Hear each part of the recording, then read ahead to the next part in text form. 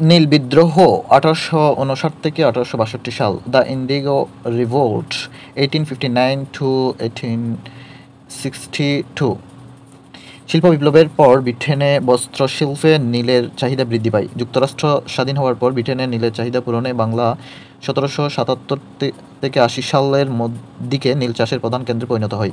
British নীলকরগণ নীল চাষের জন্য কৃষকদের সর্বোৎকৃষ্ট জমিকে বেছে নিত এবং কৃষকদের দাদনে অর্থাৎ অগ্রিম অর্থ গ্রহণে বাধ্য করত। ফলে 1859 সালে বাঙালি নীল চাষিদের বিদ্রোহের সূচনা হয়। রায়ত হচ্ছে নীল চাষি, যা দ্বারা নীল চাষিকে বোঝায়। নীলকর ফরাসি নাগরিক লুই বোনার্ড হচ্ছেন প্রথম ইউরোপীয় নীলকর। 1777 সালে ইউরোপ উপমহাদেশে আসেন। নীলকুঠি নীল ব্যবসা পরিচালনার জন্য কেন্দ্র। 1900 সালে নিশ্চিন্তপুর নীলকুঠি সর্বশেষ উচ্ছেদ হয়। নীল প্রতিরোধ আন্দোলনের প্রথম প্রবাদ পুরুষ হল সর্দার বিশ্বনাথ বিশে ডাকাত নামে পরিচিত। প্রথম নীল বিদ্রোহের সূচনা হয় কুষ্টিয়া ও যশোরের চৌগাছা থেকে।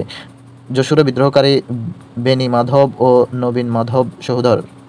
নীল কমিশন গঠিত হয় 1860 সালের 31 মার্চ। ইন্ডিগো কমিশন নীল কমিশন বা ইন্ডিগো কমিশন গঠন 1860 সালের 31 মার্চ, রিপোর্ট প্রকাশ করে 1861 সালে। নীল কমিশনের উদ্দেশ্য হলো নীল উৎপাদন ব্যবস্থা তদন্ত। রিপোর্টের বিষয় নীল চাষ কৃষকদের ইচ্ছার উপর নির্ভর করবে। নীল বিদ্রোহের সাথে জড়িত ব্যক্তিবর্গ: বিশ্বনাথ সর্দার নীল বিদ্রোহে প্রথম শহীদ। পেরি সুন্দরী দেবী নীল বিদ্রোহে নারী নেতৃত্ব। জেমস লং চার্চ মিশনারি সোসাইটিতে রেভারেন্ড ও নীল চাষের সমালোচক। নওয়াব আব্দুল লতিফ যশোরের ডেপুটি ম্যাজিস্ট্রেট, যিনি নীল চাষিদের পক্ষে রায় দেন।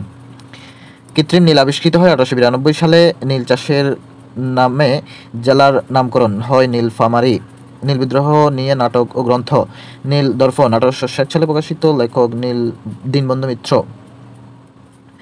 নীল বিদ্রোহ ও বাঙালি সমাজ, লেখক ডক্টর প্রমোদরঞ্জন সেনগুপ্ত।